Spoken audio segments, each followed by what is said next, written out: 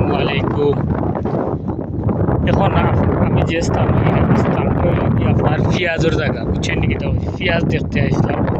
তো মাশাল্লাহ আলহামদুলিল্লাহ পিঁয়াজের গাছগুলা মানে অনেক বড় হয়ে গেছে। বর্তমানে এগুলার বয়স হইল গিয়ে আপনার এখন 2 মাস প্লাস চলে, 2 মাসের উপরে চলে।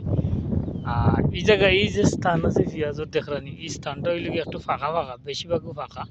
একটু মানে এক টায়ার, অর্থাৎ এক টায়ার বলতে ওই দেখানির আশ্বাস এখানে আর এই 2টা টায়ার বা 3টা টায়ারও কিছু জায়গাটা হইল কি আপনার এগুলার তো বীজ একটু কম রোপণ হয়েছে, মানে বিট পর্যন্ত মানে দেওয়া আছে। এগুলো জায়গাটা হয়তো একটু টান এর কারণে আরই হয়তো। আবার এই যে স্থানটা দেখানি, এই যে জায়গাটা এগুলো আবার এখন মানে যেত উপর দিকে যায়, যেত নিচ দিকে আমি নামবো, তো নিচ দিকে পেঁয়াজগুলো ভালো ফলন আসছে।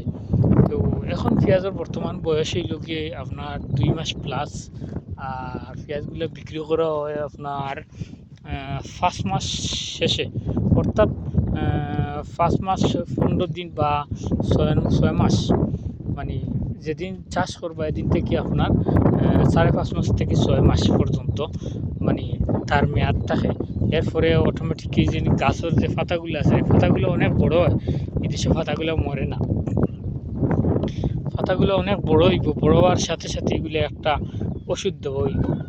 এই ওষুধ দেওয়ার সাথে সাথে এগুলো আর আপনার অনেক বড়, মানে সব পাতাগুলো, এই যে পাতাগুলো আছে না সবুজ রঙ সব পাতাগুলো আর মারা যাইব।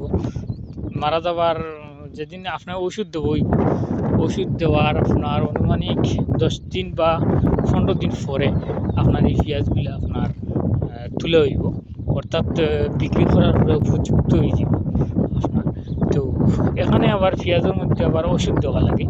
তো এখানে যে ওষুধগুলা দেওয়া হয় এগুলো আপনার মানুষে দেয় না, অর্থাৎ মানুষের সাহায্য অবশ্যই লাগে। মেশিন আছে, মেশিন অর্থাৎ বাংলাদেশের যেটা ওই যে মাহিন্দ্রার ট্রলার আছে, এই ট্রলার যেভাবে আছে ওইভাবে মাহিন্দ্রার ট্রলার দিয়া মানে পিছনে একটা ওষুধের ডাব্বা আছে, চারদিকে মানে অ্যাঙ্গেল দিয়ে। এগুলো আপনারা দেখাইবার আমার সময় হয়েছে না, আপনারা দেখাইব। এটার দৃশ্যটাও সুন্দর একটা দৃশ্য হইল গিয়া। আমার কাছে খুব ভালো লাগে যে সময় গাড়ি ওষুধ দেয়। তো ওষুধগুলো যে সময় দিল, ওষুধ আপনার বেশিরভাগ মাসও আনুমানিক প্রায় 3বার 4বার ওষুধ দেওয়া লাগতো প্রথমে। এখন আবার মাসে 2বার ওষুধ দিল অবশ্যই এখন আর চলে। কারণ পেঁয়াজ মানে বড় হইব, পেঁয়াজগুলা যত সময় নিব অত ওষুধ একটু কম লাগে এই জায়গায়। তো ওইটা হইল কি সৌদি আরবের আসলে শস্য শ্যামলের মাঝে এটাও আমার খুব প্রিয় জায়গা, কারণ সবুজটারে আমিও ভালোবাসি। আর কৃষিক্ষেত্র নিয়ে সবসময় ভিডিও বানাই।